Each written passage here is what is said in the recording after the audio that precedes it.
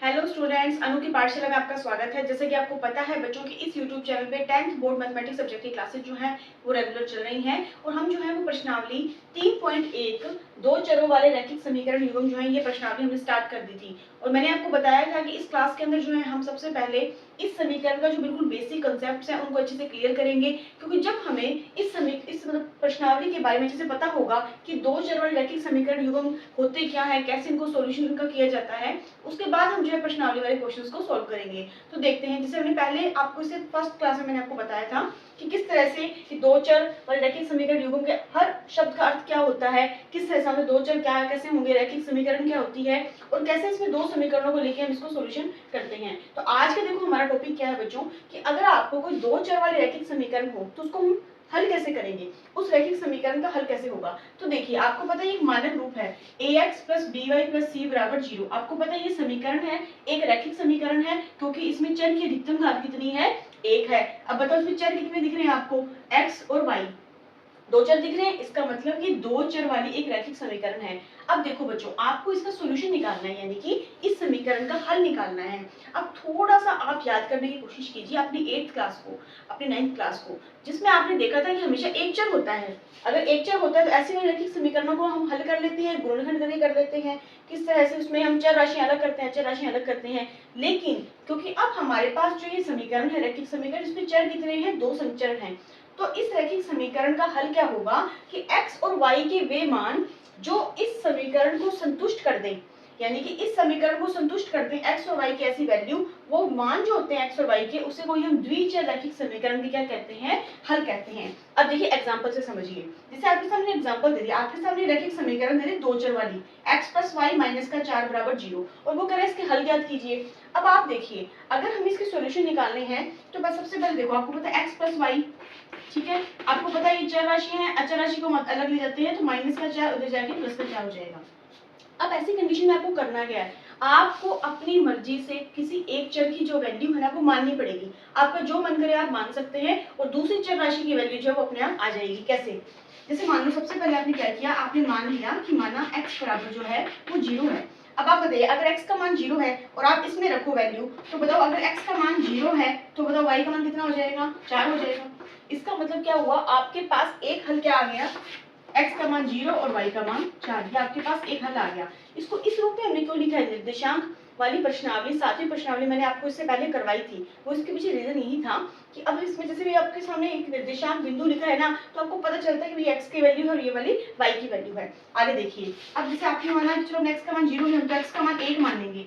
अगर आपने x का मान 1 रखा तो बताइए y का मान क्या होगा, x का मान 1 है, ठीक है, हमें तो y का मान निकालना है, 1 उधर जाए किसका हो जाएगा, माइनस का हो जाएगा। तो 4 में से 1 कितना बचेगा, 3 बचेगा, तो y का मान कितना आ गया, 3 आ गया। यानी कि आपके पास एक हल और कौन सा आ गया कि x का मान तो 1 है और y का मान 3 है। इसी तरह से जो आपका मन करे, अब आप कहोगे नहीं मैम हम x को नहीं मानना चाहते, हम तो y को मानना चाहते हैं, तो भी कोई इशू नहीं है। आपने क्या किया, मान लिया कि माना y का मान 0 है। अब बताओ अगर y का मान आप 0 मान रहे हो, y का मान अगर 0 है तो x का मान कितना आ जाएगा, 4 आ जाएगा। समझ रहे हो आप। तो देखो सबसे पहले तो हम x की वैल्यू लिखते हैं, तो x का मान कितना आया, 4 आया, y का मान कितना आया, 0 आया। तो आप मुझे एक बात बताओ बच्चों, इस तरह से आप अगर आपको दो चर वाली कोई रैखिक समीकरण दे दे तो आप अपनी मर्जी से वैल्यू मान के कितने वैल्यूज को मान सकते हो। सपोज करो मैंने आपको कहा x का मान पुट करना है, जो आपका मन करे वो आप मान सकते हो ना, चाहे वो वैल्यू प्लस में हो चाहे वैल्यू माइनस में हो। इसका मतलब संख्याएं कितनी होती है, अनंत होती है, यानी कि हम अनंत संख्याएं मान सकते हैं। तो इसका मतलब क्या हुआ कि इसके जो हल भी आएंगे वो कितने आएंगे, अनंत आएंगे।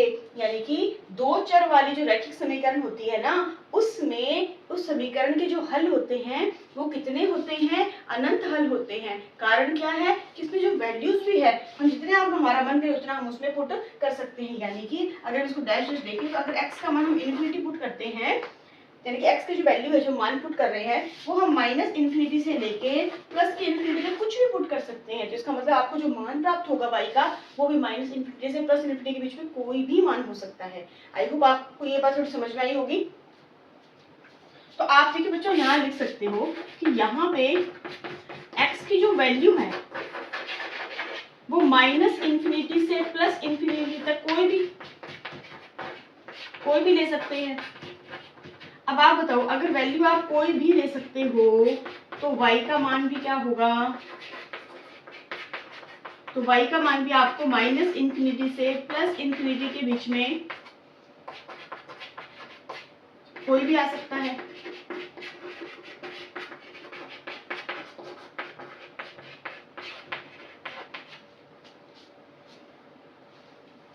यानी कि बच्चों इस रैखिक समीकरण के कितने हल होंगे, अनंत हल होंगे। तो आपके इसमें जो मेन जो पॉइंट है जो आपको नोट करना है वो इसमें ये पॉइंट नोट करना है कि दो चर वाली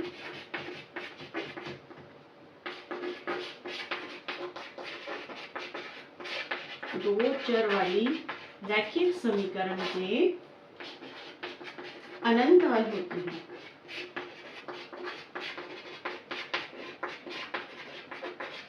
आप बच्चों आई होप आप ये बात समझ पाए होंगे। अगर मैं चाहती तो इसको पॉइंट बना के नोट में लिखा सकते थे कि जब भी भाई आपको दो चर वाली रैखिक समीकरण मिलेगी ना तो उसके अनंत हल होते हैं, लेकिन तब आप इस बात को अच्छे समझ नहीं पाते। लेकिन अब हमने इसको एग्जाम्पल से प्रूव किया है कि आपको एक चर राशि का मान तो अपनी मर्जी से मान नहीं मानना है, दूसरी राशि का मान कुछ भी आ सकता है। तो आप देख रहे हो मान तो हम कोई भी संख्या सकते हैं, यानी माइनस इंफिनिटी से प्लस इंफिनिटी के बीच में कोई भी संख्या आप ले सकते हो। अगर आप कोई भी संख्या ले सकते हो तो y की वैल्यू भी आपको माइनस इंफिनिटी से प्लस इंफिनिटी के बीच में कोई भी मिल सकती है।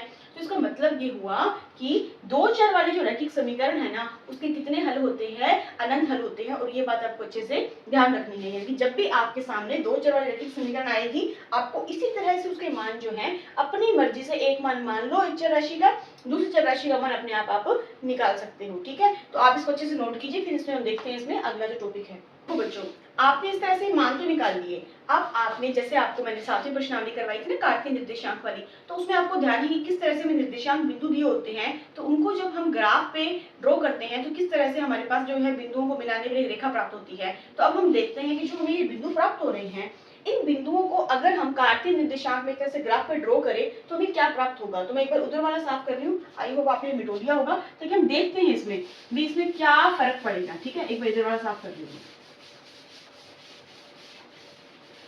आप एक बार देखिए हम क्या बनाते हैं कार्तीय निर्देशांक बनाते हैं अपनी मर्जी से। ठीक है, याद होगा आपको कि ये वाली डायरेक्शन प्लस एक्स की होती है और ये वाली माइनस एक्स की। यहाँ पे क्या होती है प्लस वाई वैल्यू होती है और यहाँ नीचे की तरफ माइनस वाई वाली वैल्यू होती है, और जो इनका कटान होता है वो हमारा मूल बिंदु होता है।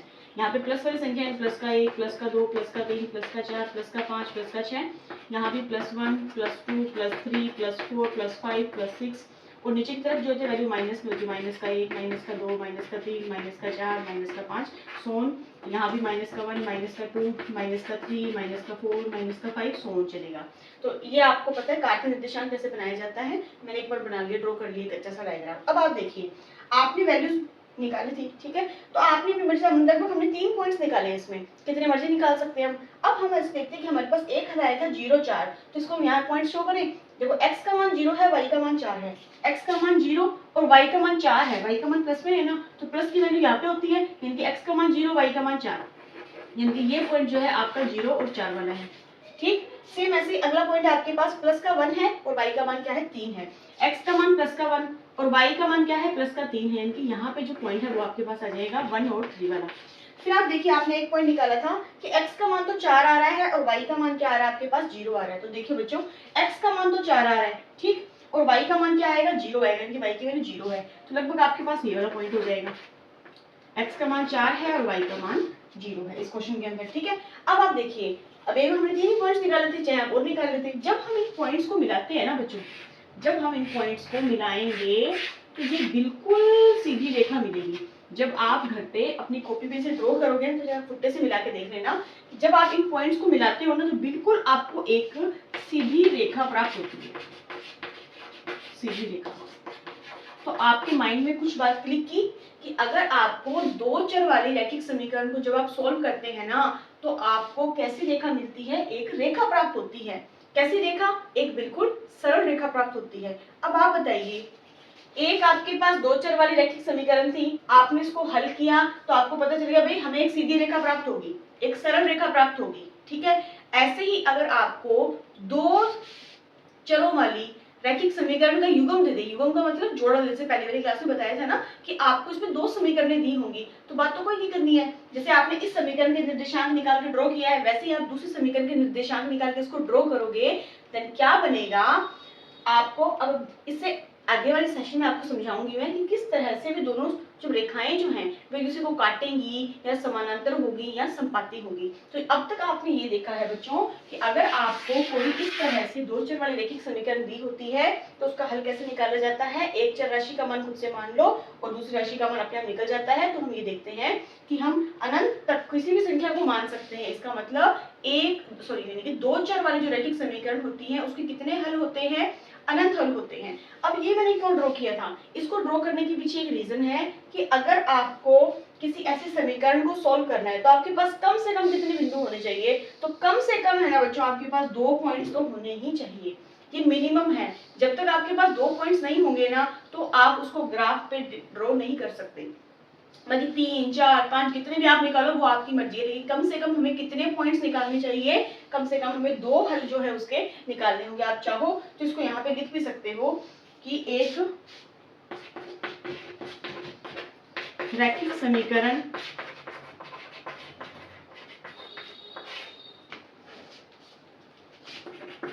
से एक